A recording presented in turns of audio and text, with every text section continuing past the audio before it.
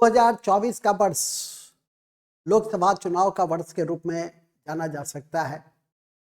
लोकतंत्र में चुनाव धड़कन की तरह है और लोकतंत्र तभी मजबूत होता है जब चुनाव की प्रक्रिया सभी बिंदुओं पे केंद्र से लेकर और स्थानीय बिंदु तक संपन्न होती है, जिसकी जिम्मेवारी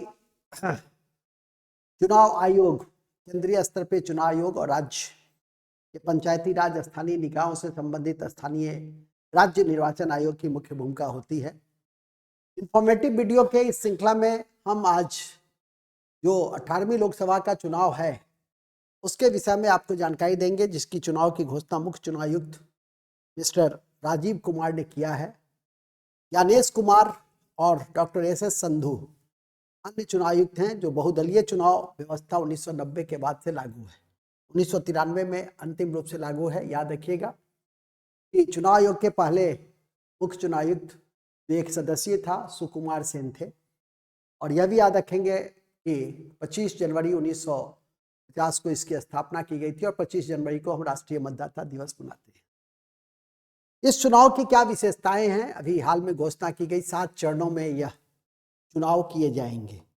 पहली बात तो आपको यह याद रखना है कि 7 चरणों में यह चुनाव होंगे। दूसरी होगी कि 97 लाख से अधिक मतदाता इसमें हिस्सा लेंगे, जो विश्व का सबसे बड़ा लोकतांत्रिक चुनाव होगा। और इस बार के चुनाव में एक बहुत इंपॉर्टेंट चीज है कि वोटर फ्रॉम होम, जो बुजुर्ग लोग हैं उनके लिए व्यवस्था, वंचित लोग हैं उनके लिए व्यवस्था सुनिश्चित की गई है, जिससे कि समावेशी मतदान को सुनिश्चित किया जा सके और मतदान के अधिकार को भी हम सुनिश्चित कर सके, और जिससे मतदान की भागीदारी भी बढ़े। शारीरिक रूप से जो मजबूर हैं, जो मतदान केंद्र तक पहुंचने में सक्षम नहीं है, बुजुर्ग और विकलांग, वहां तक चुनाव आयोग पहुंचे, ये हमारा उद्देश्य है। वोट फ्रॉम होम संबंधी प्रावधान या सुविधा चुनाव संचालन अधिनियम 1961 में संशोधन किया गया है, जो ध्यान रखेंगे। इसी कड़ी में 85 वर्ष से अधिक उम्र के वरिष्ठ नागरिक को यह सुविधा दी जाएगी। 85 लाख पंजीकृत मतदाता होंगे। 40% से अधिक जो विकलांग नागरिक हैं, इसमें लगभग 88 लाख लोग पंजीकृत मतदाता के रूप में। 100 से अधिक उम्र के वरिष्ठ नागरिक 21 लाख लोग हैं। कुल मिलाकर 2 करोड़ के आसपास इसके माध्यम से लाभान्वित होने की संभावना है। एक ऐप होगा, सक्षम ऐप है, जहां पर यह सुविधा उपलब्ध होगी। एक अच्छा प्रयास है, ठीक है। उसमें ऑनलाइन अप्लाई करना होगा, तो यह ध्यान रखिएगा। इसके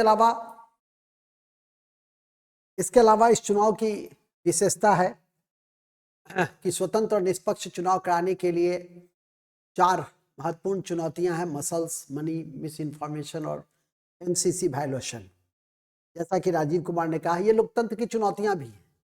मतदान की गोपनीयता संबंधी भी चुनौतियां हैं, एक विशेषकर होम, तो वोट फॉर होम है। परिवार के सदस्यों के दबाव में भी वो 2 करोड़ लोग मतदान कर सकते हैं। कई तरह की प्रशासनिक चुनौतियां हैं: सुरक्षा, निष्पक्ष चुनाव संपन्न करना, मतदान अधिकारियों के द्वारा व्यक्तिगत रूप से घरों तक पहुंचना, डाक मतपत्र को एकत्र करना संबंधी एक महत्वपूर्ण चुनौती के रूप में। मतदान करने संबंधी संवैधानिक प्रावधान क्या है? तो पहले तो 21 वर्ष की आयु थी। 25 जनवरी 2011 से हम लोग राष्ट्रीय मतदाता वर्ष मनाते हैं, और 61वें संविधान संशोधन के माध्यम से अब 18 वर्ष की आयु हो गई है। इस वर्ष 2.25 करोड़ से अधिक नए मतदाता हिस्सा ले रहे हैं। अनुच्छेद 326 काफी इंपॉर्टेंट है। 324 में चुनाव आयोग है, 326 में वयस्क मताधिकार, सार्वभौमिक वयस्क मताधिकार के आधार पर हम मतदान करते हैं, जो एक इंपॉर्टेंट बिंदु है। इसी कड़ी में आप इस क्वेश्चंस को भी सॉल्व करने का प्रयास करेंगे। वोट फॉर होम से संबंधित निम्नलिखित कथनों पर विचार किया। 18वीं लोकसभा में पहली बार यह सुविधा उपलब्ध कराई गई, बिल्कुल सही है। और 60 वर्ष से अधिक नहीं, बल्कि 85 वर्ष से अधिक लोगों को यह सुविधा, और विकलांग लोगों को जो 40% है उनके लिए सुविधा है। अतः इस विकल्प के अनुसार एक सही है। यही आपके इंफॉर्मेटिव वीडियो से संबंधित आज की चुनाव संबंधी महत्वपूर्ण कक्षा थी, जिसकी जानकारी आपके समक्ष प्रस्तुत की गई कि एक नया वोट फॉर होम का जो कॉन्सेप्ट है वो क्या है और उसका उद्देश्य क्या है, और साथ ही बिंदु पर बल देना कि कौन कौन से महत्वपूर्ण चुनाव आयोग से संबंधित तथ्य हैं। इन्हीं शब्दों के साथ जय हिंद, जय भारत। Thank you.